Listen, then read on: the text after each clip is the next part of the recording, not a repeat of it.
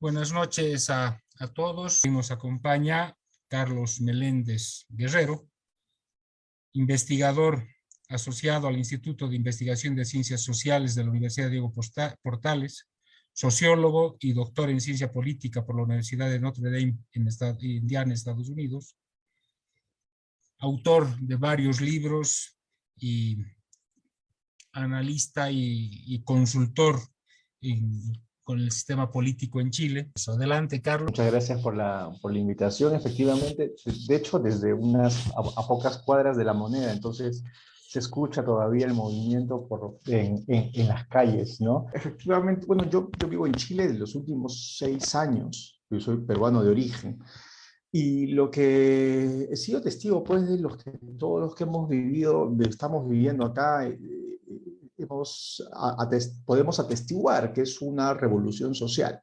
Hemos visto un gran cambio social que ha habido en el país con una ola de manifestaciones que no se reducen al estallido social.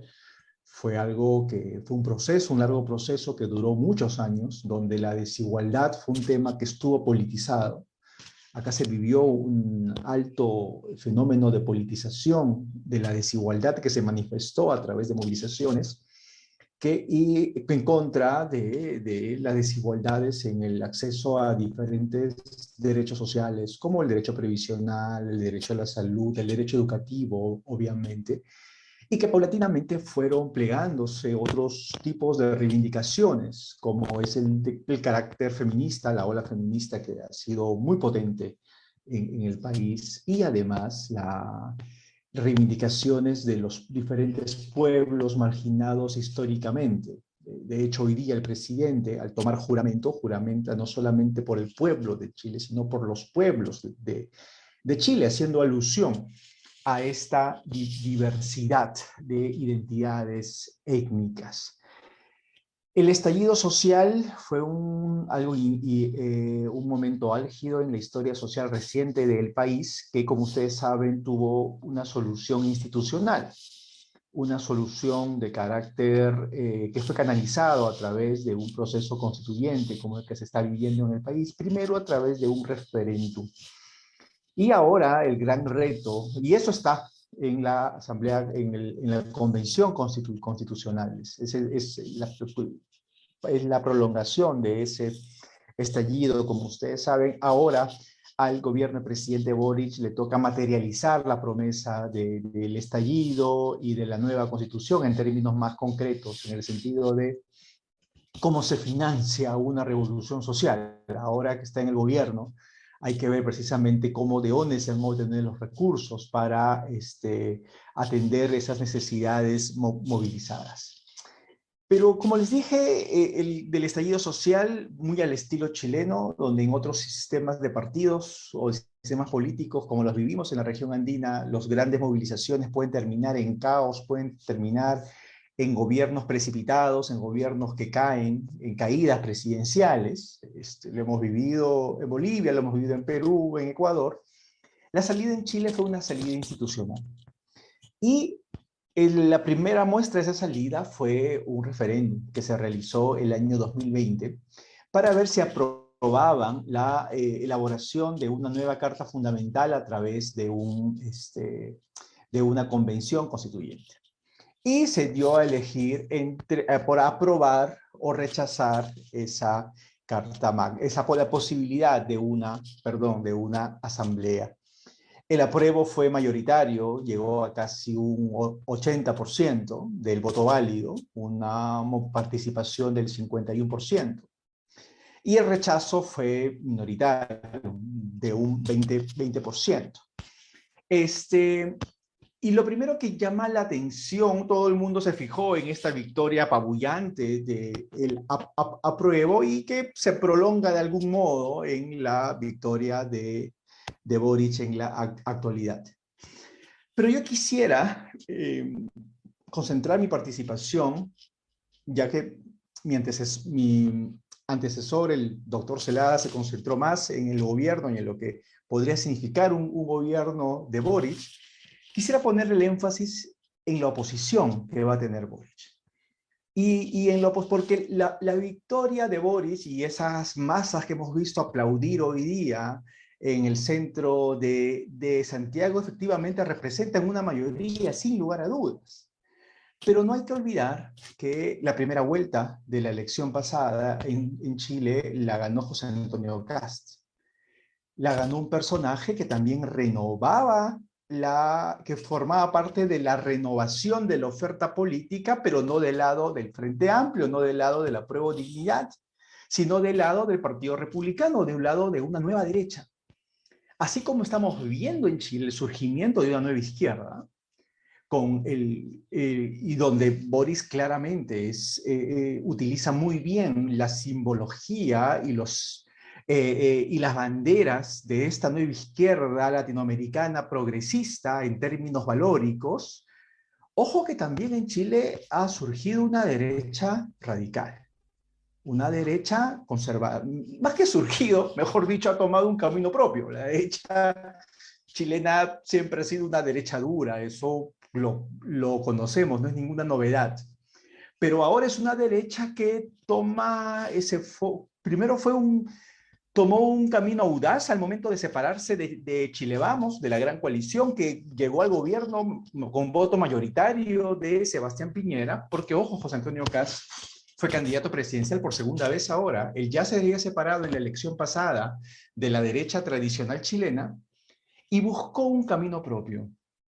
Y en el cuadro que ustedes tienen al frente, estamos viendo la composición de los votos del apruebo, del rechazo y los de quienes no votaron, distinguiendo las votaciones presidenciales del año 2017. Como ustedes saben, en la segunda vuelta del año 2017, Sebastián Piñera y Guillermo fueron los candidatos presidenciales. Y no es casualidad que la votación del apruebo quienes haya tenido como respaldo los que en el 2017 votaron por Guillermo. Es la parte verde de este cuadro. Dato muy importante, quienes votaron por el apruebo el 2020 también habían votado por Sebastián Piñera. Un grupo muy importante había votado por Sebastián Piñera en el año 2017 y algunos habían votado nulo en blanco. Es decir, quienes aprobaron la posibilidad de ir a una convención constitucional habían sido mayoritariamente electores de Guillermo, pero también había un número importante de electores de Sebastián Piñera. En cambio, miren el rechazo. Quienes rechazaron la posibilidad de una asamblea que canalice el estallido social, eran mayoritariamente ex-electores de segunda vuelta de Sebastián Piñera. Pero también hubo un electorado de Sebastián Piñera que simplemente no salió a votar en el referéndum de aquel año. El respaldo que tuvo Sebastián Piñera el año 2017, que ha sido el político de derecha más exitoso en el país. Hoy día todo el mundo le critica a Piñera porque se va un poco por la puerta falsa. Pero recordemos que Piñera ha sido el político de derecha más exitoso en Chile. Su votación, el elector de Piñera en 2017 terminó votando, dividiéndose, fragmentándose, votando algunos por el apruebo, la gran mayoría por el rechazo y algunos simplemente no votaron.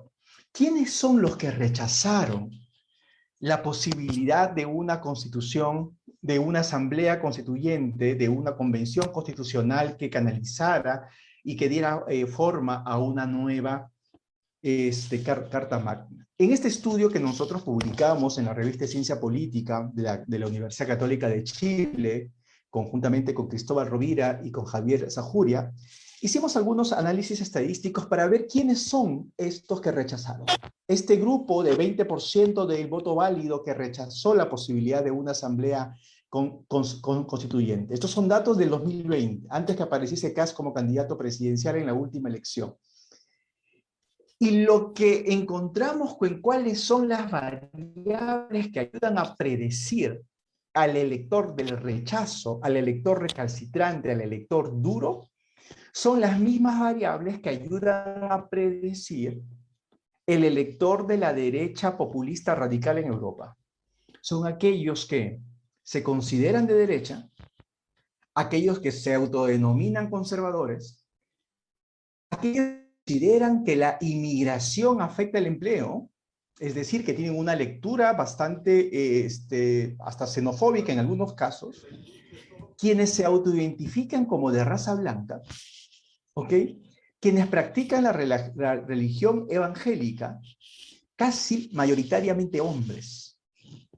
Es decir, todos esos factores que en la teoría de política comparada nos ayudan a predecir el surgimiento de la derecha populista radical en Europa están presentes en Chile. Ojo, no estoy diciendo que son mayoritarios, no estoy diciendo que Chile va a dar un giro después de una revolución social, va a haber una contrarrevolución, pero lo que quiero complementar el análisis es mostrando que así como en Chile podemos hablar de una izquierda, de una nueva izquierda, podemos también dar cuenta del surgimiento de una derecha recalcitrante, de una derecha antimigrante, de una derecha conservadora, religiosa, una derecha con elementos étnicos también, obviamente no con los elementos étnicos de los sectores marginales, sino más bien reivindicando una raza blanca, son como se autodenominan en las encuestas, y que de este voto de rechazo, de estos factores que permitieron analizar el voto de rechazo, es que surge el apoyo que tuvo José Antonio Kast en la primera vuelta. Y obviamente después plegando a sectores menos recalcitrantes de la derecha chilena. Entonces, no hay que perder de vista esto, no hay que perder de vista que no va a ser fácil para el proceso que inicia Boris ahora desde el poder, no solamente por las expectativas que ha levantado, por las expectativas de una convención constituyente, de una nueva constitución, sino porque va a haber un sector bastante activo y bastante movilizado que podría incluso votar por el rechazo en el referéndum de salida que va a haber a finales de este año. A finales de este año, la convención, que ha sido una convención de carácter bastante populista, la verdad, por lo menos hasta ahora, al momento de entregar su oferta de Carta Magna, el producto de tantas deliberaciones, va a tener que ir a un referéndum de salida. Y ojo que en el referéndum de entrada fue un 80-20 del voto válido, pero yo creo que la politización de la oposición a esa constitución se va a basar en la politización precisamente de este sector social y este sector político que acabo de describir, que puede ganar más terreno. No quiero decir que tenga el poder suficiente como para poderle ganar un referéndum al voto progresista. En otros países ha pasado, recordemos el referéndum por la paz en Colombia, donde el uribismo terminó ganando el referéndum por la paz. No estoy diciendo que van a llegar a ese nivel, a ese umbral, a ese reto de ganarle el referéndum a el progresismo, pero sí quiero llamar la atención que hay una oposición de derecha que no solamente es Kast, o no solamente son los herederos de Piñera, sino que tiene una sociología detrás. Hay un elector movilizado que ha tomado forma, que ha tomado cohesión dentro de la derecha chilena, y creo que ese va a ser el principal obstáculo que va a tener Boric en la presidencia. No va a ser solamente que no tiene el control del Senado, aunque Elizalde del Partido Socialista ahora preside el Senado. No va a ser solamente porque tiene el apoyo de la calle, acaba de decir en el discurso que hemos oído que acá están gobernando todos, no solamente él. Ojo que la oposición está pues de sector más recalcitrante, más endurecido por esa derecha chilena que ahora no tiene que negociar con posiciones más moderadas de derecha, no tiene que negociar con derechas más clientelares como la UDI, no tiene que negociar con las derechas más pragmáticas y empresariales de renovación nacional, sino es una derecha que ha aprendido a capitalizar los valores antimigrantes, el problema y por seguridad ciudadana. Las últimas grandes politizaciones de la violencia en el país en este año, no estoy hablando de años anteriores, en este año tienen que ver con la inmigración en el norte, precisamente con la frontera con Bolivia y con Perú en Antofagasta, donde los reflejos xenófobos han llevado a niveles de violencia muy preocupantes y con las necesidades de orden que vienen justo de la región macrosur, de la región mapuche. El tema de mano dura va a estar en la agenda. y va a ser movilizado y va a tener carne, va a tomar cuerpo, va a tomar carne en la sociología de este electorado que he descrito brevemente con estos dos cuadros.